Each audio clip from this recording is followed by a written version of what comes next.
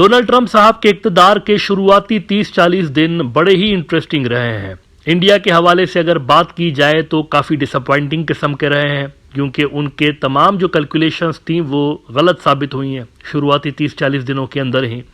For example, उनको जो उम्मीद थी कि यूनिस की सरकार बिल्कुल धपड़दूस हो जाएगी डोनाल्ड ट्रंप के आते साथ ही, और कई तरह के सैंक्शंस लग जाएंगे बांग्लादेश के ऊपर, वैसा कुछ भी नहीं हुआ।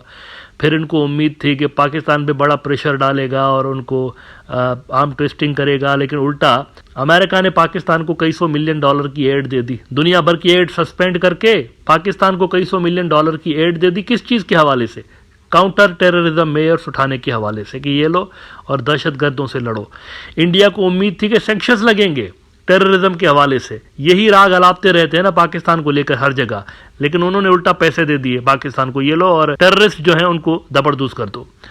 नाउ आज जो हुआ है ना अमेरिका के अंदर, आज पिछले 24-48 घंटों में जो चीज़ें हुई हैं अमेरिका में, वो बहुत ही इंटरेस्टिंग है। और वो इवेंट जो है वो अमेरिका की साउथ एशिया पॉलिसी को जाहिर कर रहे हैं कि अमेरिका की साउथ एशिया पॉलिसी ट्रंप के ज़माने में कैसी होगी। और ये बिल्कुल साफ हो गया है कि बाइडन की जो India centric south Asia policy थी, यानी उन्होंने अपने अंडे डाले हुए थे इंडिया की टोकरी में, ये और बात है, मुख्तलिफ इशूज़ भी, डिसएग्रीमेंट्स भी थे, लेकिन वो पाकिस्तान को प्रेफर नहीं कर रहे थे, वो बांग्लादेश को कुछ ख़ास तवज्जो नहीं दे रहे थे, लेकिन इंडिया को बहुत ज़्यादा तवज्जो बहरहाल उनकी साउथ एशिया पॉलिसी के अंदर हासिल थी। इंडो पैसिफिक स्ट्रेटजी में इंडिया को पुलिसमैन बनाने के ऊपर वो काम कर रहे थे, लेकिन वो प्रोजेक्ट भी ठुस हो गया। लेकिन डोनाल्ड ट्रंप की जो आज साउथ एशिया पॉलिसी रिवील हुई है वो बिल्कुल डिफरेंट है जो बाइडेन की पॉलिसी से। इस पॉलिसी में बांग्लादेश भी एक बड़ा प्लेयर नज़र आ रहा है और पाकिस्तान भी एक बड़ा प्लेयर नज़र आ रहा है।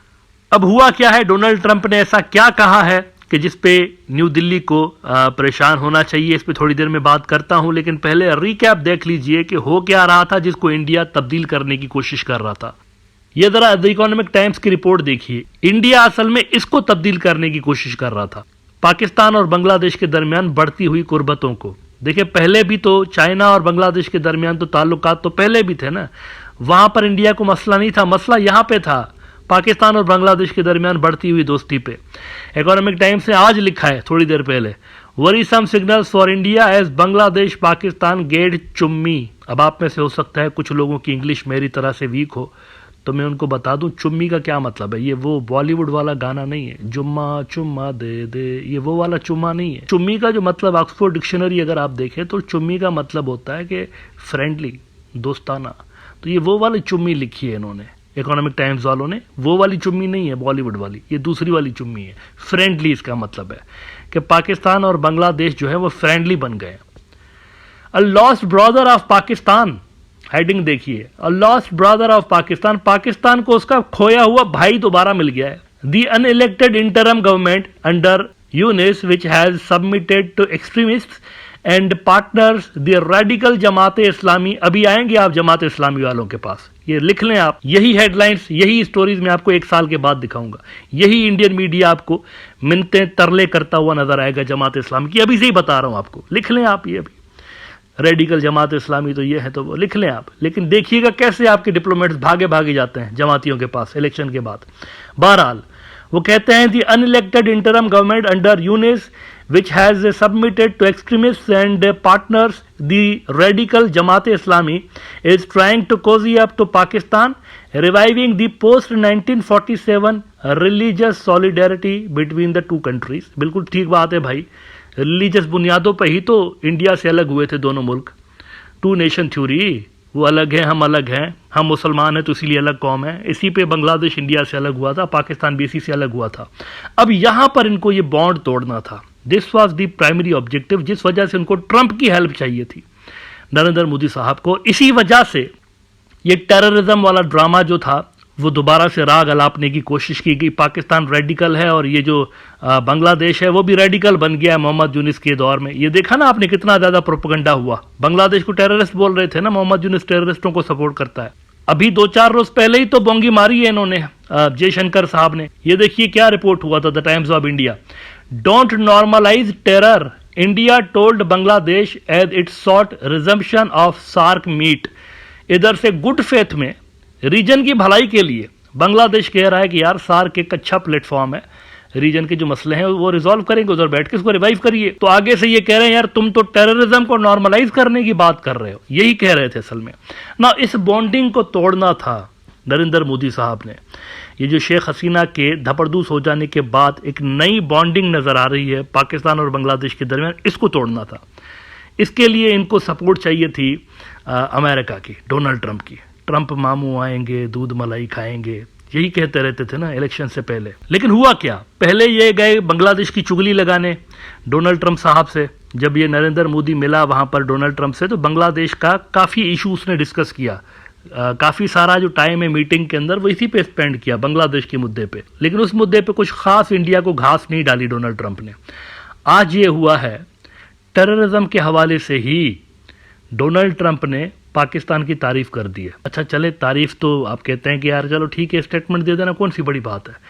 लेकिन ये जो स्टेटमेंट इसने दी है, कहाँ पर दी है? डोनाल्ड ट्रंप ने स्टेट ऑफ यूनियन का एड्रेस था, जो कि बहुत बड़ी हैसियत रखता है।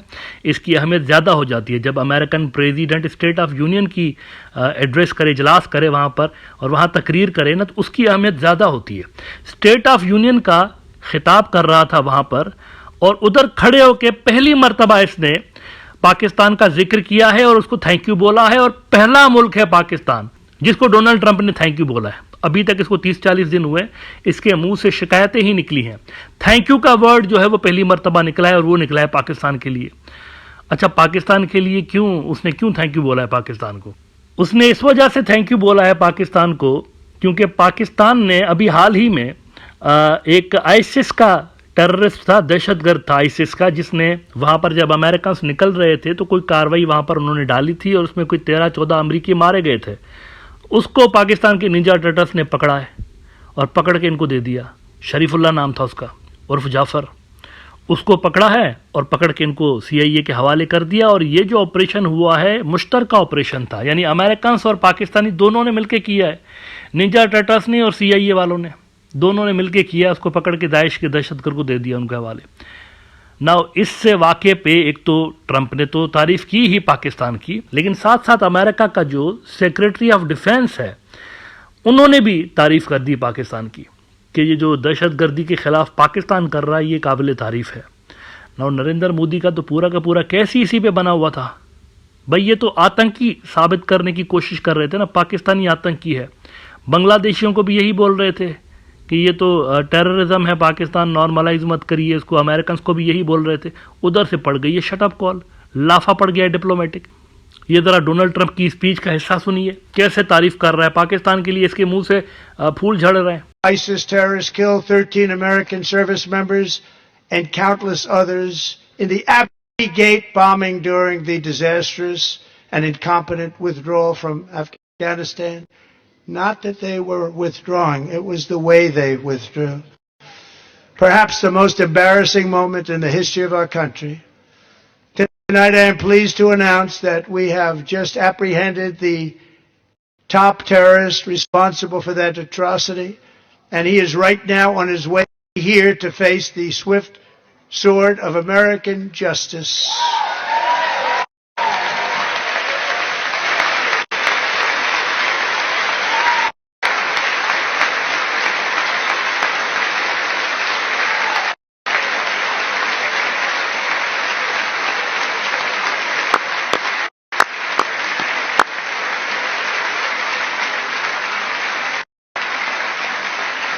And I want to thank especially the government of Pakistan for helping arrest this monster. This was a very momentous day for those 13 families who I actually got to know very well. अच्छा, इसी तकरीर के अंदर अब जरा दूसरा हिस्सा देखिए। इसी तकरीर के अंदर जहां पर इसने पाकिस्तान की तारीफ की है इतनी ज्यादा, और इसके सेक्रेटरी ऑफ डिफेंस ने भी पाकिस्तान की तारीफ की है, वहीं पर डोनाल्ड ट्रंप ने इंडिया को क्रिटिसाइज कर दिया। क्रिटिसाइज किस चीज़ पे किया है? क्रिटिसाइज इस चीज़ पे किया है, उसने कहा कि यार ये तो 100% हमारी गुड्स के ऊपर टैरिफ लगाए खड़े हुए हैं, यानी हमारी चीज़ वहाँ जाती है तो ये उस पर इतना टैक्स लगा देते हैं कि वो महंगी हो जाती है, 100% टैरिफ। तो आज के बाद मैं भी इनके ऊपर टैक्स लगाऊंगा, बल्कि अप्रैल में गालबन 2 अप्रैल को उसने अनाउंस कर दिया है इंडिया के जो गुड्स होंगे उसके ऊपर भी टैरिफ होगा अमेरिका के अंदर, उतना ही होगा जितना इंडिया लगाएगा। ये जरा देखिए इंडिया को कैसे इसने क्रिटिसाइज किया है। And countless other nations charge us tremendously higher tariffs than we charge them. It's very unfair. India charges us auto tariffs higher than 100%.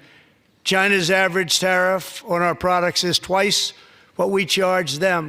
And South Korea's average tariff is 4 times higher. Think of that, 4 times higher. And we give so much help militarily and in so many other ways to South Korea. But that's what happens. This is happening by friend and foe. This system is not fair to the United States and never was. And so on April 2nd, I wanted to make it April 1st, but I didn't want to be accused of April Fool's Day. That's not, just one day cost us a lot of money. But we're going to do it in April. I'm a very superstitious person. April 2nd, reciprocal tariffs kick in. And whatever they tariff us, other countries, we will tariff them. That's reciprocal, back and forth. Whatever they tax us, we will tax. तो देखें, एक ही speech में पाकिस्तान की तारीफ कर दी, India की उसने complain कर दी। इसका क्या मतलब है? इसका मतलब है नरेंद्र मोदी हो गया है टोटली धबड़दूस। और ये जो चीज़ है अमेरिका की नई साउथ एशिया पॉलिसी को भी जाहिर कर रही है कि ये पाकिस्तानियों को अलग एंगल से देख रहे हैं, अलग तरह से डील कर रहे हैं, बांग्लादेशियों को अलग तरह से डील कर रहे हैं, इंडिया को अलग तरह से डील कर रहे हैं। एक ही पॉलिसी नहीं है। जैसे बाइडेन की India centric south Asia policy थी, ये वाली पॉलिसी वैसी नहीं है, ये डिफरेंट है। अब मेरे ख्याल से नरेंद्र मोदी साहब के रिटायर होने का वक्त हो गया है। बेहतर होगा उनके लिए मेरे ख्याल से। देखें, हर लीडर का ना एक वक्त होता है। मेरे ख्याल से इन्होंने काफ़ी इंजॉय कर लिया, काफ़ी फ़ोटो शोटो खिंचवा लिए। आई थिंक अब इनको रिटायर हो जाना चाहिए। अब इनके बस की बात नहीं रही। इनको रिटायर होकर गुजरात के अंदर कोई आश्रम खोल लेना चाहिए और वहाँ पर इंसानियत की खिदमत करें ये। अदरवाइज़ उनकी जानिब से जो भी यहाँ पर पॉलिसीज़ अडॉप्ट की गई हैं टोटली धपड़दूस हो चुकी हैं और साउथ एशिया एक अलग डगर पर चल पड़ा है जिसमें इंडिया की इतनी ज़्यादा इंपॉर्टेंस रही नहीं जो कि आज से 3-4 साल पहले हुआ करती थी।